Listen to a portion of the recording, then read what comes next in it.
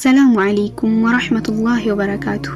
ወዲ ቻናላችን ተከታታዮች በዚህ ቻናል የነቢያችን ሰለላሁ ዐለይሂ ወሰለም ተወዳጅ ሷሃቦች እነማን ናቸው የሚለውን የምናይበት ቻናል ነው። ሰብስክራይብ በማድረግ የቻናላችን ቤተሰብ ይሁኑ። በተጨማሪም ላይክ፣ ሼር፣ ኮሜንት በማድረግ የቻናሉ ቤተሰብ እንዲሆኑ በትህትና እንጠይቃለን። ቢላል ኢብኑ ረባህ ረዲየላሁ ዐንሁ የአቡበክር ረዲየላሁ ዐንሁ ስም ሲነሳ ዑመር ኢብኑ አልኸጣብ ረዲየላሁ ዐንሁ እንዲህ ይሉ ነበር፣ አቡበክር ልዑላችን ነው የኛን ልዑልም ነፃ አውጥቷልና ይሉ ነበር።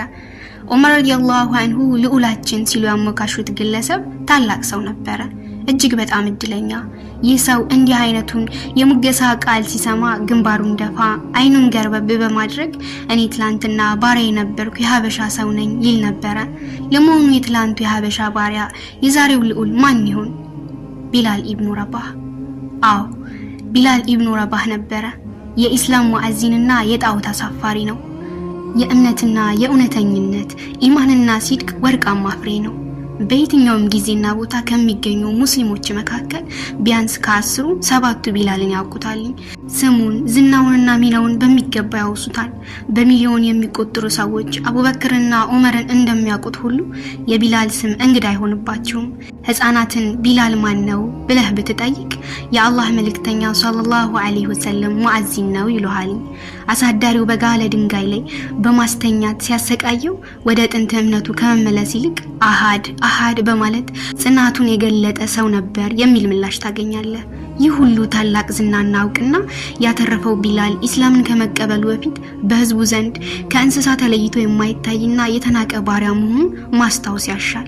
ይህ ሰው ኢስላምን ባይቀበል ኑሮ የአሳዳሪውን ግመል ከመጠበቅ ሌላ የህይወት ሚና የማይኖረው፣ ከሞት በኋላ ቀርቶ በህይወት ዘመኑ አስታዋሽ አካል የሌለው ተራ ፍጡር ሆኖ በቀረ ነበር።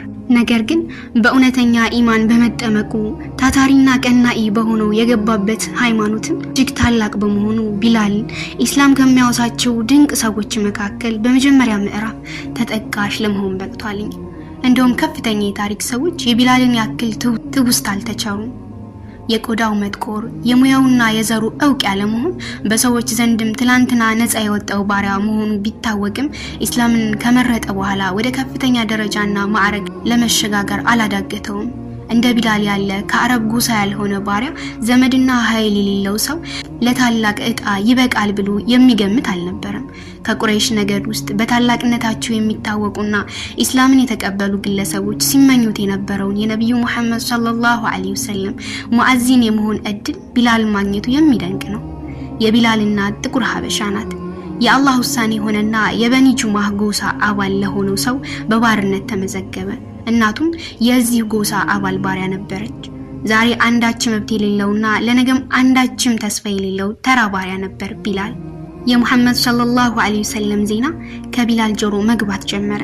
የመካ ሰዎች በትኩስ ወሬነት የሚነጋገሩት ሙሐመድ ሰለላሁ ዐለይሂ ወሰለም ነብይ ነኝ ብሎ የመነሳቱን ጉዳይ ነበር። አሳዳሪውና እንግዶቹ በዚህ ርዕስ ጉዳይ ላይ ሲወያዩ ይሰማል። በተለይ ኡመያ ኢብኑ ኸለፋ የተባለው አሳዳሪው ተንኮል የተሞላበት ውይይትና ምክክር ከጥቂት ሰዎችና ከበርካታ እንግዶች ጋር ሲነጋገር አድምጧል። የቢላል ጆሮ ተሳዳቢዎቹ ከሚናገሩት የጥላቻ ንግግር ውስጥ ሙሐመድ ሰለላሁ ዐለይሂ ወሰለም ለተነሱበት ዓላማና ምን እያሉ እንደሚያስተምሩ ሊቀነጭብ ቻለ።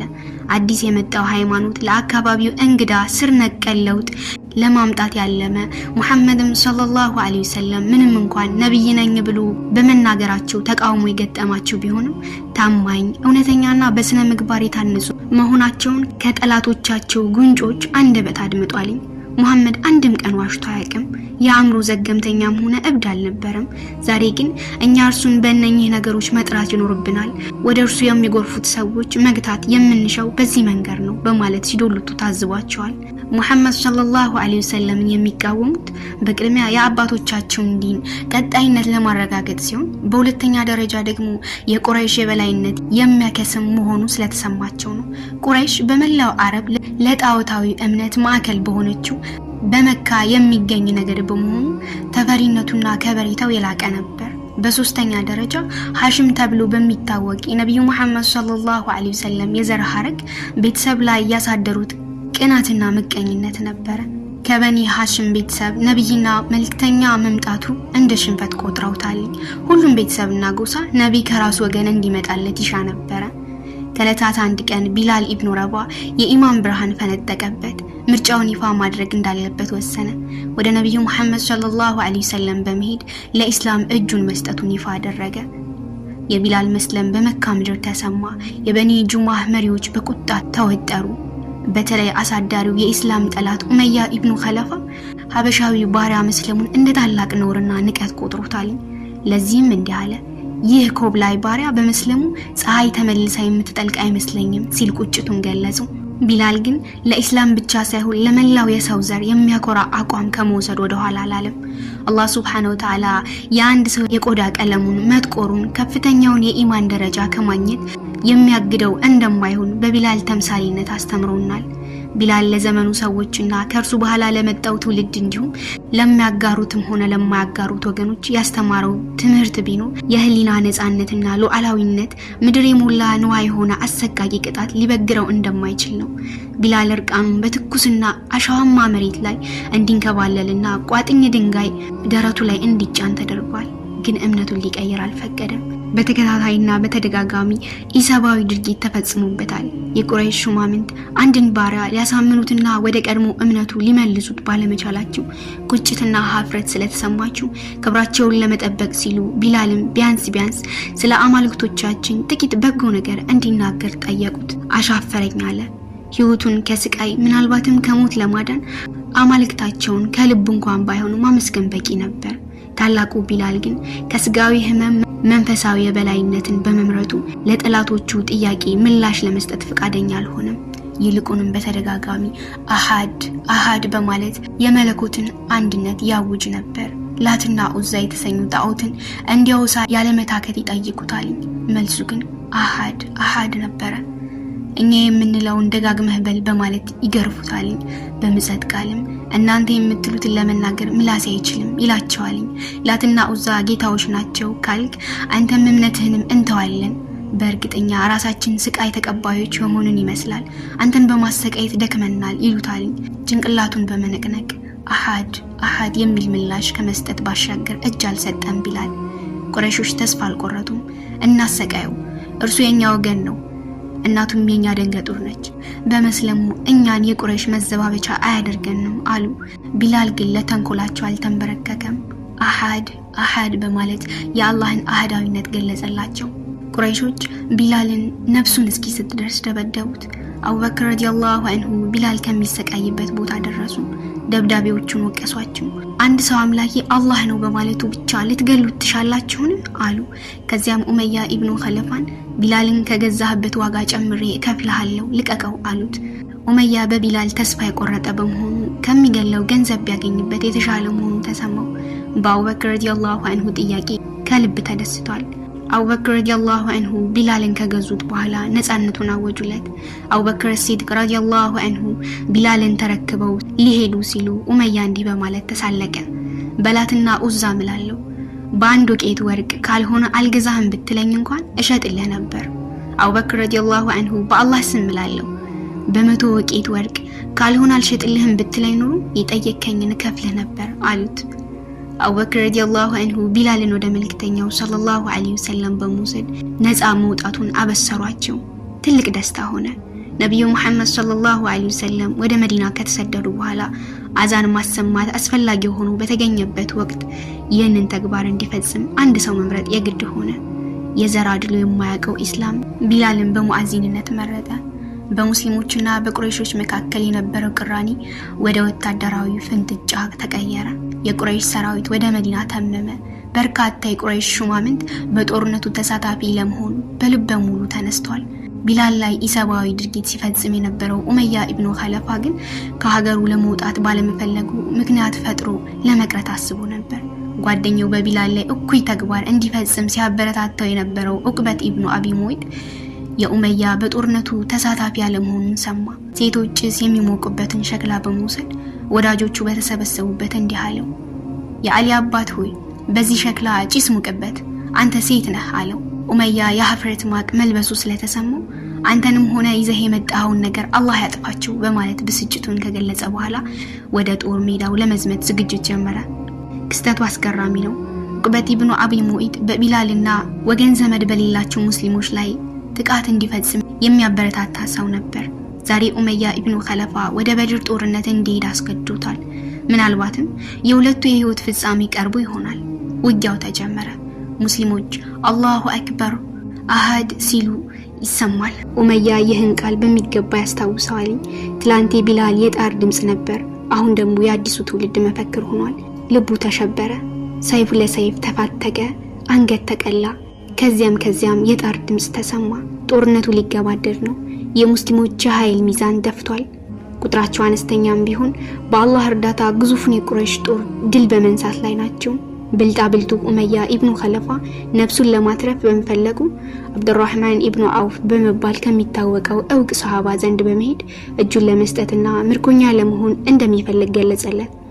አብዱራህማን ጥያቄውን በመቀበል ምርኮኞች ወደ ተሰባሰቡበት ቦታ እየወሰደው ሳለ ቢላል ጋር ፊት ለፊት ተገናኙ። በከፍተኛ ድምጽ የክህደት መሪ የሆነውን ኡመያ ኢብኑ ኸለፋ እርሱ ነፃ ከወጣ እኔ ነፃ አልሁን በማለት ቁጭቱን ገለጸ። ሰይፉን ወደ እርሱ በማቅናትም አንገቱን በጥሶ ሊጥለው ሲዘጋጅ አብዱራህማን ኢብኑ አውፍ ቢላል ሆይ ይህ ሰው ምርኮኛዬ ነው አለው። ቢላልም ጦርነቱ አላለቀም፣ ፍልሚያው ተጧጡፏል። በዚህ ሁኔታ ላይ ያለን ምርኮኛዬ ነው ትላለህ አለው። በመቀጠልም ከጥቂት ደቂቃዎች በፊት ሰይፉን በሙስሊሞች ደም የዘፈቀውን ግለሰብ ምርኮኛዬ ነው ብለህ ልታድነው ትከጅላለህን አለ ቢላል። ወንድሙ አብዱራህማን ኢብኑ አውፍን ለብቻው መርታትን እንደተሳነው በመገንዘቡ እናንተ የአላህ ዲን አጋዦች የአንሳር አላህ የክህደት መሪ የሆነውን ኡመያ ኢብኑ ኸለፋ እዚህ ይገኛል። ዛሬ ነፃ ከወጣ እኔ ነፃ እንደወጣ አልሻም በማለት አስተጋባ። ሙስሊሞች ኡመያንና አብሮት ከጦርነቱ የተሳተፈው ልጁን ከበቧቸው። አብዱራህማንም ቦታ ለቀቀ። ቢላል ኡመያን በተጠማ ሰይፉ ከተፈው። አሐድ የሚለውን መፈክሩን ማሰማው። በእርግጥ ቢላል አላህን የሚፈራና ሩህሩህ ነው። በኢስላም ላይ ከፍተኛ በደል የፈጸመውንና እርሱ ላይ ኢሰባዊ ድርጊት የፈጸመበትን ኡመያ ኢብኑ ኸለፋን ግን ሊያዝንለት ይገባ ነበር ለማለት አንደፍርም። ወቅቱ በኢስላምና በኩፍር መካከል ወሳኝ ግብግብ የተፈጠረበት በመሆኑ በክህደት አራማጆች ላይ አይቀጡ ቅጣት ማድረግ አስፈላጊ ነበር። ቢላልም ከዚያ አኳያ ነበር ኡመያን በወቅቱ ነፃ መውጣት የማይገባው መሆኑን የወሰነው። ቀናትን ወልደው አመታት አለፉ። ነብዩ መሐመድ ሰለላሁ ዐለይሂ ወሰለም ወደ መካ ተመለሱ። አላሁ አክበር በማለት ድምጻቸውን እያሰሙ 10,000 ሙስሊሞች መካን አጥለቀለቋት። ወደ ካዕባ አመሩ። ይህ ቦታ ሙሽሪኮች ለአመታት የጣዖት እምነት ሲያንጸባርቁበት ነበር። የጣዖት ምስል መናኸሪያ አድርገዋት ቆይተዋል። እውነት ፈካ፣ ሐሰት ተነነ። በዚያ ዕለት ላትና ኡዛ ሁበል የተባሉ ጣዖታት ቦታ አጡ። ሰዎች ለድንጋይና ለታቦት መገዛታቸው አከተመ። ሰዎች ከእንግዲህ አንድና ሽርክ የሌለበት አላህን ብቻ እንጂ ሌላ ኃይል እንደማይገዙ እውን ሆነ። ነብዩ መሐመድ ሰለላሁ ዐለይሂ ወሰለም መካ ሲገቡ እንደማንኛውም መሪ ሆታና እልልታ አልነበረም። ይልቁንም አንገታቸውን ደፍተው በከፍተኛ ደበብታ ነበር። ከጎናቸው ቢላል አለ።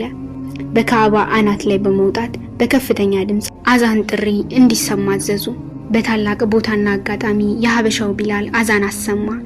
በሺህ የሚቆጠሩ ሙስሊሞችም እርሱን በመከተል የአላህን መልእክት ደጋግሞ አሰሙ። በከፍተኛ አላህ ፍርሃትና ደበብታ አጋሪዎች የሚሰሙትና የሚያዩትን ማመን አልቻሉም። እውን ሙሐመድና ደሃ ተከታዮቹ ትላንት ከሀገር እንዳላባረርናቸው ዛሬ ሀገሪቱን ተቆጣጠሩ? ሙሐመድ 10,000 አማንያን አሰልፎ መምጣቱ እውን ነው? ከሀገር ያባረርነው የተጋደልነው ተወዳጅ ቤተሰቦቹንና ወገኖቹን የገደልንበት ሙሐመድ እውን በድል መጣ? የፈጸምነው ግፍ ሁሉ በመርሳት ሙሐመድ ሂዱ ነፃ ናቸው ብሎ ማሰናበቱ እውን ነው እያሉ በግርምት መወያየት ጀመሩ። 3 ሰዎች ግን ከካዕባ አካባቢ ተቀምጠዋል። የቁረይሽ መኳንንት ናቸው። ቢላል ጣዖቱን በእግሩ እየሰባበረ አዛን ሲያደርግ ሰምተውታል። አቡ ሱፊያን ኢብኑ ሐርብ፣ አታብ ኢብኑ ኡሰይድ፣ ሐሪስ ኢብኑ ሂሻም። አታብ አይኑን በቢላል ላይ ጣል በማድረግ ኡሰይድ አላህ መልካም ውሎለታል፣ ይህንን የሚጠላውን ነገር ሳይሰማ ሞተ። ሐሪስ ደግሞ በአላህ ስም እላለሁ ሙሐመድ ለዚህ ደረጃ የተገባ ነው የሚል እምነት ቢኖረኝ ኖሮ እከተለው ነበር ሲል በጥቂቱ ቀድሟቸው ኢስላምን የተቀበለው አቡ ሱፊያን ግን እኔ አንድም ነገር ለመናገር አልሻም፣ ብናገር እንኳን የጠጠር ሳይቀር የተናገርኩትን ለሙሐመድ ሰለላሁ ዐለይሂ ወሰለም ያደርሳል በማለት ስጋቱን ገለጸ። ነብዩ ሙሐመድ ሰለላሁ ዐለይሂ ወሰለም ወደ ካዕባ በተጠጉበት ወቅት ተመለከቷቸው። በድል ደስታ በተሞላ አይኖቻቸው ረገፍ ካደረጓቸው በኋላ ስትናገሩ የነበራችሁትን ነገር አውቃለሁ በማለት እያንዳንዳቸው የተናገሩትን ትችት አሰሟቸው። ሐሪስና ኡታብ ድምጻቸውን ከፍ በማድረግ አንተ የአላህ መልእክተኛ ነህ በማለት መስለማቸውን አሳወቁ።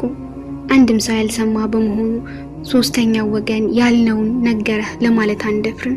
ስለ ቢላል ያላቸውን አመለካከት ቀየሩ። ነብዩ መሐመድ ሰለላሁ ዐለይሂ ወሰለም መካ እንደገቡ የተናገሩትን አዋጅ ተግባራዊ ማድረግ እንዳለባቸው አመኑ። ታላቁ ነብዩ መሐመድ ሰለላሁ ዐለይሂ ወሰለም መካ በገቡበት ወቅት ይህንን ታሪካዊ ንግግር አድርገዋል። ህዝበ ቁረይሽ ሆይ አላህ ከእናንተ የጃሂልያ ደካማ አመለካከትና በአባት ቅድመ አያት መኩራራት አስወግዷል። ሰዎች ሁሉ የመነጩት ከአደም ነው፣ አደም ደግሞ የተነሳው ከአፈር ነው። ቢላል ከነብዩ መሐመድ ሰለላሁ ዐለይሂ ወሰለም ጎን ሳይነጠል ኑሮውን መግፋት ቀጠለ። እሳቸው በተገኙበት ዘመቻ ሁሉ ተሳትፏል። ለሶላት አዛን ያደርጋል። ከብርሃን ወደ ጨለማ ከባርነት ወደ ነጻነት ያወጣውን ታላቅ ዲን አርማ ያስተጋባል። ቢላል ከነብዩ መሐመድ ሰለላሁ ዐለይሂ ወሰለም ጋር ያለውን ቀረቤታ ከጊዜ ወደ ጊዜ እያደገ በመምጣቱ መልእክተኛው ሰለላሁ ዐለይሂ ወሰለም የጀነት ሰው እያሉ ያሞካሹት ነበር። እርሱ ግን ትላንትና ባሪያ የነበረ ሀበሻ መሆኑን ብቻ ነበር የሚያወሳው። ከዕለታት አንድ ቀን ለራሱና ለወንድሙ ሚስት ለማጨት ወደ አባቶቻቸው ሄደ። እንዲህም አላቸው፣ እኔ ቢላል እባላለሁ፣ ይህ ወንድሜ ነው። ሀበሻዊ ባሪያ ነን። በተሳሳተ እምነት ላይ ነበርን፣ አላህ መራን። ባሪያዎች ነበርን፣ ነፃ ወጣን። ልጆቻችሁን ከዳራችሁልን አልহামዱሊላህ እንላለን፣ ከከለከላችሁን ደግሞ አላሁ አክበር እንላለን። የአላህን ታላቅነት እንድታውቁ እናሳስባለን አሉ። ነብዩ መሐመድ ሰለላሁ ዐለይሂ ወሰለም ወደ ተከታዩ ዓለም ከተሸጋገሩ በኋላ የሙስሊሞች የበላይ ሞግዚት ሆነው የተሾሙት አቡበክር ረዲየላሁ ዐንሁ ነበሩ። ቢላል ወደ መልእክተኛው ሰለላሁ ዐለይሂ ወሰለም ኸሊፋ አስተዳዳራዊ ምትክ በመሄድ እንዲህ አላቸው፣ አንተ የአላህ መልእክተኛ ሰለላሁ ዐለይሂ ወሰለም ምትክ ኸሊፋ ሆይ እኔ አላህ መልእክተኛው ሰለላሁ ዐለይሂ ወሰለም ለአንድ አማኝ ብልጫ ያለው ስራ ጂሃድ ማድረግ ነው ሲሉ ሰምቻለሁ። አቡበክር ረዲየላሁ ዐንሁ ቢላል ለመሆን የፈለከው ነገር ምንድነው አሉት። ቢላልም እስከሞት ድረስ በፊሰቢልላህ ላይ ለመሳተፍ ሻለሁ አለ። አቡበክር ረዲየላሁ ዐንሁ ማናዛን ያደርግልናል አሉት። ቢላልም እኔ ከአላህ መልእክተኛው ሰለላሁ ዐለይሂ ወሰለም በኋላ ለማንም ቢሆን አዛን አላደርግም አለ አይኖቹ ያነቡ። አቡበክር ረዲየላሁ ዐንሁ ቢላል ሆይ እባክህ ከኛ ጋር ቀርተህ አዛን አድራጊ ሁን አሉት። ቢላል ግን ቁርጥ አቋሙን አሳወቀ። ከባርነት ነፃ ያወጣኸኝ ለአንተ አገልጋይ እንደሆን ከሆነ ያሻህን ፈጽም ትችላለህ። ነፃ ያወጣከኝ ለአላህ ከሆነ ለእርሱ ተወኝ። አቡበክር ረዲየላሁ ዐንሁ ቢላል ሆይ እኔ ነፃ ያወጣሁ ለአላህ ስል ነው አሉት። ከዚያም በኋላ ስላለው የቢላል የህይወት ታሪክ መጽሐፍት የተለየ አቋም ይዘዋል። ከፊሎቹ የአቡበክር ረዲየላሁ ዐንሁ ተማጽኖ በመቀበል እሳቸው እስካሉ ድረስ በመዲና ቆይተዋል። ከዚያም በዑመር ረዲየላሁ ዐንሁ ወደ ሻም ይዘዋወር ዘንድ ፈቃድ ጠይቆ በሻም መኖር ጀምሯል ሲሉ፣ ሌሎቹ ደግሞ ከመጀመሪያው ወደ ሻም በመሄድ ባሰበው መስክ በየጊዜው በፊሰቢልላህ ወይንም የአላህ መንገድ በመታገል በመገኘት ህይወቱን አሳልፏል ይላሉ። ያም ሆነ ግን ቢላል የመጨረሻ ህይወቱን እንደ ጅማሬ ሁሉ በጂሃድ ለማሳለፍ ችሏል። አዛን ዳግም ለማድረግ ግን አቅም አልነበረውም። አሽሀዱ አነ ሙሐመድ ረሱላላህ የሚለውን ሐረግ ጮሆ ለማሰማት ሳግ ይተናነቀዋል፣ እንባ ያሸንፈዋል። የነብዩ መሐመድ ሰለላሁ ዐለይሂ ወሰለም ትዝታ በአእምሮ ይቀረጻል፣ ትንፋሽ ያጥረዋል። የመጨረሻው አዛን ያደረገው ዑመር ኢብኑ ኸጣብ ረዲየላሁ ዐንሁ ለጉብኝት ሻም በገቡበት ወቅት ነበር። የሻም ሰዎች ቢላል አንድ ወቅት ሶላት እንኳን አዛን ያሰማቸው ዘንድ ዑመር ረዲየላሁ ዐንሁ ግፊት እንዲያደርጉበት ጠየቁ። ቢላል ተስማማ፣ አዛን አሰማ። እርሱና በነብዩ መሐመድ ሰለላሁ ዐለይሂ ወሰለም ዘመን የነበሩ ሱሐቦች በእንባ ተራጩ። በተለይ ዑመር ረዲየላሁ ዐንሁ እንባቸውን ለረጅም ጊዜ መግታት አልቻሉም። ቢላል በፊሰቢልላህ ላይ እያለ ከዚህ ዓለም በሞት ተለየ በሻም ምድር። ቢላል ኢብኑ ረባህ ረዲየላሁ ዐንሁ